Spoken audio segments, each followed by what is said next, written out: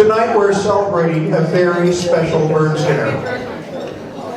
Not only is it Robert Burns' 257th birthday, although he doesn't look a day over 200, it is also the 25th anniversary of the Gold Country Celtic Society's first Burns dinner.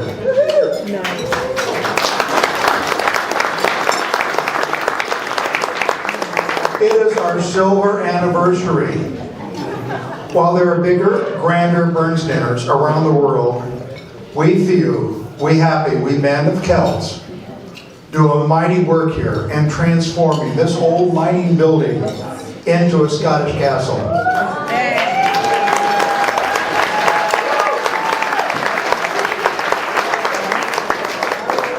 To quote a James Bond movie song, nobody does it better.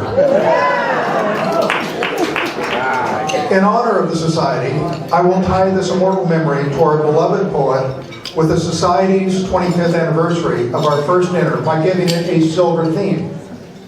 The most obvious tie is that Burns definitely had a silver tongue.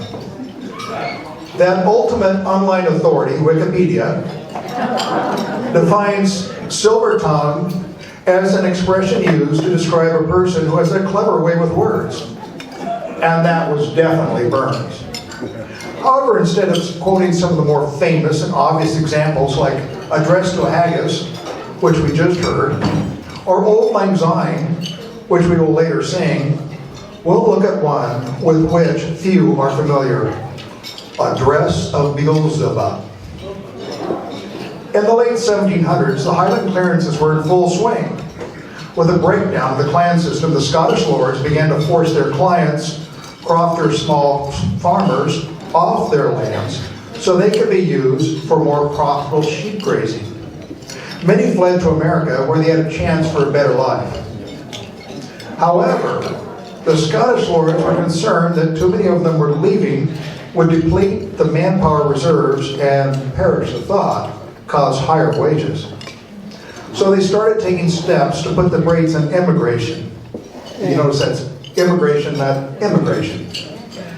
Better to keep them poor laborers in Scotland than to let them be landowners in America.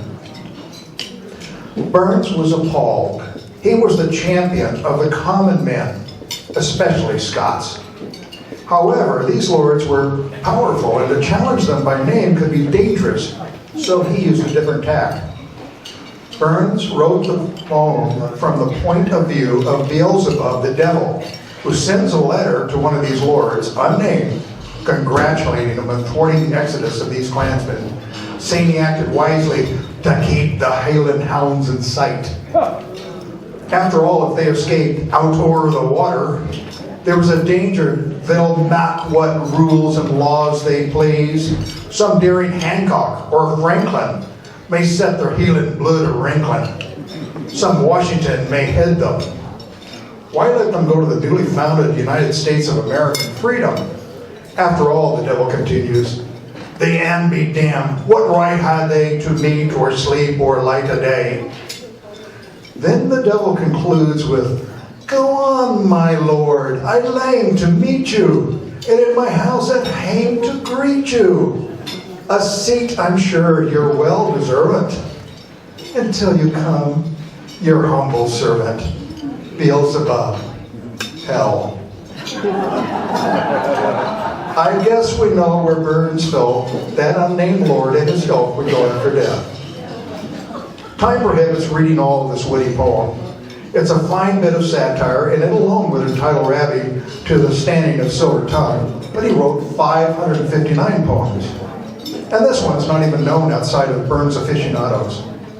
I do wonder if the famous Christian apologist C.S. Lewis was familiar with it and inspired him to write Screwtape Letters, which was written from a satirically demonic point of view. We'll never know. Ironically, my next silver attribute of Burns is silver-tongued devil. That is someone with a silver tongue who uses it to manipulate others. And Burns used his silver tongue to manipulate the lassies. In Green Girl the Rashes, he wrote, the sweetest hour that e'er I spent are spent among the lasses, oh. and he lived his life in a way that demonstrated that. He seems to have charmed the pants or the skirts off a number of lassies over his short life, oft writing poems about them. We don't know if she was Raby's first lover, but Elizabeth Peyton bore him a daughter, and I'm sure he was charming. However, any poems he might have written to her did not survive. Within a year, Jean Armour had his twin. He did write 2 poems to her, Lonnie Jean and I Love My Jean. However, while still involved with Jean, he found love with Mary Campbell. For Mary, he wrote Highland Lassio, Highland Mary, and To Mary in Heaven. Since the last one was written after she died, it had no ulterior motive. Then he went to Edinburgh, when he was smitten with Agnes Mendelhouse, known as Nancy. To Burns, she was Clorinda, and he wrote 9 poems for her, but she never succumbed physically to his charms or his verses. Maybe that's why she got so many. If at first you don't succeed, frustration may have been why he had a son by her close-at-hand servant, Jenny Clow. But then again, he also had an affair with May Cameron, who had no connection to Nancy. Since he wrote no poems to them, the resistance to his charms must have been low. His last poem to Nancy, or Clorinda, I Fond Kiss, is a beautifully romantic verse, yet it was not meant to charm her into bed. It was a farewell as she sailed to Jamaica to attempt reuniting with her husband.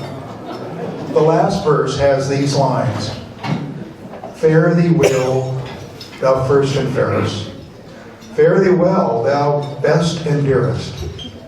Thine be ilk of joy and treasure, peace, enjoyment, love, and pleasure. A fond kiss, and then we sever. A farewell, alas, forever. Then Raby returned to the long-suffering Jean and finally married the woman who bore him 9 children. Now, did Burns write his beautiful love poems solely with the intent of seduction? I truly doubt it. He loved women and obviously loved sex, but he also simply loved writing beautiful poetry about romance and the lassies. However, was he unaware of the power of his poetry over women? That's also doubtful considering his success rate with them. And in his winning ways with the lassies, he took the gold, not the silver. But that's not our theme. My last silver service is regarding the coins of metal he sometimes held, the pound sterling. Silver often crossed his palm in payment for his verse. 400 pounds just for one edition of his poems, in a day when the average farmer earned 20 pounds for a year. An Englishman could comfortably live on 300 pounds for a year. English gentlemen could comfortably live on 300 pounds per year, and it was cheaper to live in Scotland. Contrary to popular belief, he did not live in poverty in his last years, but had an income from his exciseman's salary and from other sources of about 90 pounds a year. It was a comfortable middle-class amount. But silver did not remain long in Raby's purse. Burns was a Scot, but not a thrifty Scot. He wasn't what you would call wildly extravagant in his lifestyle, but neither was he frugal. He quite simply made poor financial choices and lived beyond his means. If he were living now, he would fit right in with many in America. But he was, and is, wealthy in the love and reverence for him and his works by men and women all over the world. And that, again, he also deserves the gold rather than the silver. A scant 5 years after his death, the first Burns dinner was held in Holloway, Scotland, with haggis and quotes from Raby's poems. It steadily grew in worldwide popularity wherever there were Scots. The Gold Country Celtic Society held its first Burns dinner in Nevada City in 1991 with haggis and quotes from Burns' poems. In another 25 years, perhaps someone from our society will stand here and speak about why gold is so appropriate for describing Raby's works. with haggis and quotes from Rabbi's poems. But then Rabbi's poems and songs have such a transcendent appeal that any element of great value could be used to describe them. So let us be upstanding for a toast to the man and his works.